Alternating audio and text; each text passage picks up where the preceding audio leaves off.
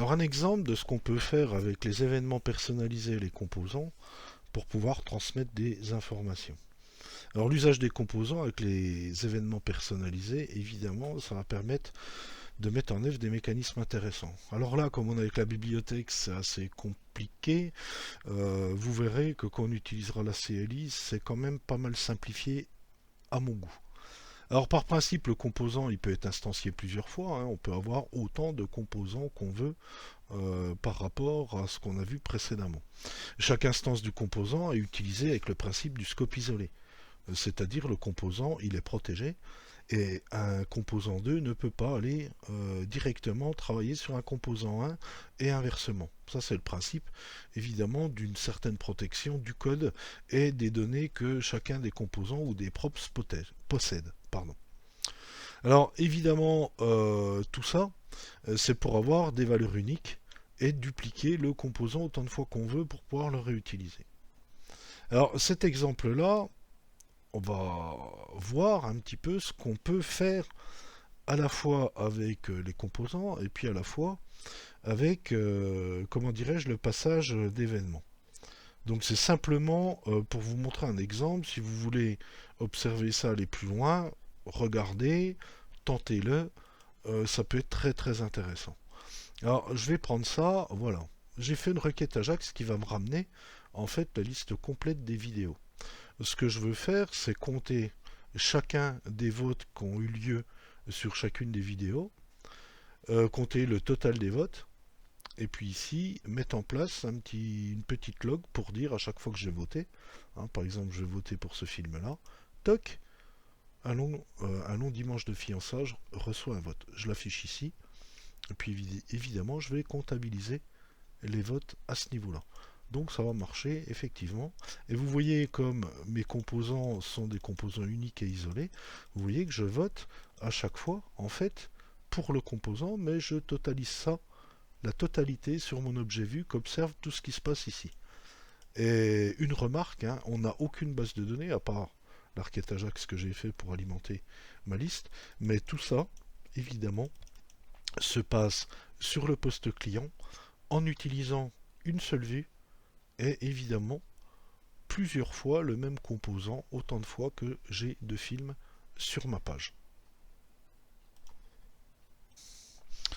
Donc on va utiliser ce principe-là pour ce système de vote. On va avoir un composant, enfin un composant unique qu'on va répéter autant de fois qu'on a de vidéos, dans lequel on a une donnée qui va nous permettre de totaliser les votes pour un composant donné. Une méthode qui va permettre d'incrémenter évidemment les votes chaque fois qu'on va cliquer sur un élément pour émettre un message pour dire ben, j'ai voté sur un élément. Ce message, côté vue, on va s'y abonner par le biais du template de la vue et dès qu'on reçoit ce message, ben, on va compter les votes pour la totalité des vidéos. Puisque ici on a une donnée vote totale et une méthode qui va être appelée par le biais de la réception du message voted avec le VON. Cette fois-ci, le VON est mis directement dans le template. Et à ce moment-là, ben, dès qu'on reçoit le message voted, ben, on déclenche la méthode countVote et on ajoute plus 1 sur la totalité des votes. Alors comment ça se passe au niveau implémentation? Comme je vous le disais, c'est assez complexe. On verra qu'on l'utilisera beaucoup plus simplement avec la CLI, mais simplement pour vous expliquer l'intérêt d'utiliser des événements personnalisés avec des composants. Donc voilà le composant qui s'appelle Movie, donc on aura une balise Movie, et puis qui va viser le template qui porte le ID les vidéos. Les props qu'on aura, c'est simplement le nom et le fichier image de la vidéo. Et ici, vous voyez que effectivement, j'ai un élément supplémentaire qui nous permet d'ajouter des données à un composant. Ça s'écrit comme ça dans une section data. Et vous voyez que la donnée, c'est la totalisation des votes pour ce composant-là. Et puis la méthode vote, qui est une fonction à laquelle je passe le nom du composant, puisque ça va me permettre aussi, vous avez remarqué tout à l'heure qu'il y a une petite log qui permet d'afficher le nom de la vidéo sur laquelle on a voté. Évidemment, c'est pour ça que je le passe en paramètre. Et puis cette fonction vote, qu'est-ce qu'elle fait? elle ajoute plus au vote total, enfin au vote total, au vote du film concerné. Et puis, chaque fois qu'on a voté pour un film, ben, elle émet le message voted en lui passant en paramètre le nom du film. Puis là, une petite console.log pour pouvoir voir ce qui se passe. Ça, c'est mon composant. Au niveau de ma vue, on a toujours le même principe. On observe l'élément qu'a le ID app. Dans les données, ben, qu'est-ce que je vais avoir? Je vais avoir la liste des vidéos que je récupère ici par Ajax, en récupérant les données de la promise pour pouvoir alimenter ma liste, évidemment. Le vote total pour l'ensemble des vidéos qui est initialisé à 0, et puis le petit tableau de log qui va me permettre de mettre les messages, on a voté pour tel film, tel autre film, etc. Dans les méthodes, ben, j'ai une méthode countVote qui va me permettre de faire la comptabilisation générale du nombre de votes total.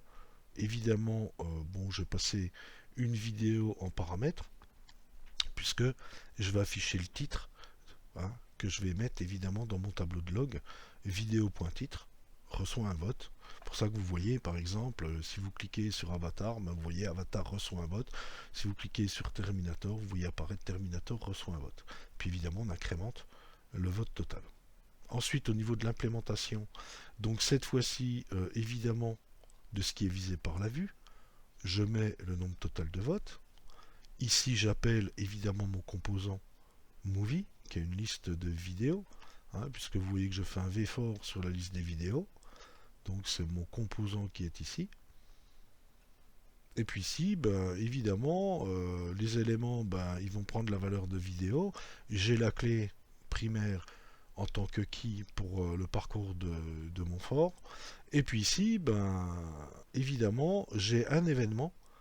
Je vais, comment dirais-je, m'abonner à l'événement voted qui est émis par chacune des vidéos lorsque je clique dessus. Alors le clic, on ne le voit pas ici, il sera dans le contenu, dans le template. Et puis ici, ben, je mets vidéo.titre et vidéo image. C'est simplement, hein, le binding qu'on fait sur les deux propriétés en fait de mon composant. Les deux propriétés étant name et affiche. C'est ce que je retrouve ici. Dans le name, je mettrai le titre. Dans affiche, je mettrai l'image. Puis ici, le parcours de mon fichier de log, hein, pour voir ben, effectivement, sous forme textuelle, hein, les éléments sur lesquels j'ai voté. Et puis le composant, donc template avec le ID des vidéos, évidemment, que je retrouve ici. Ensuite, une image sur laquelle je mets un événement de clic. Et cet événement de clic va m'appeler la fonction vote avec le nom de la vidéo. Et ici, je mets dessous le nombre de votes. Alors quand je vais cliquer là-dessus, ben, c'est cette fonction-là que j'appelle. Donc là, voilà. Et chaque fois que je clique dessus, ben, pour cet élément-là, pour ce composant-là, je fais +1.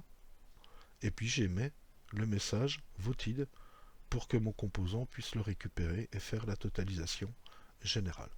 Donc voilà le principe utilisé pour mettre en œuvre ce genre de mécanisme qui est très intéressant sur une technologie de type front-end.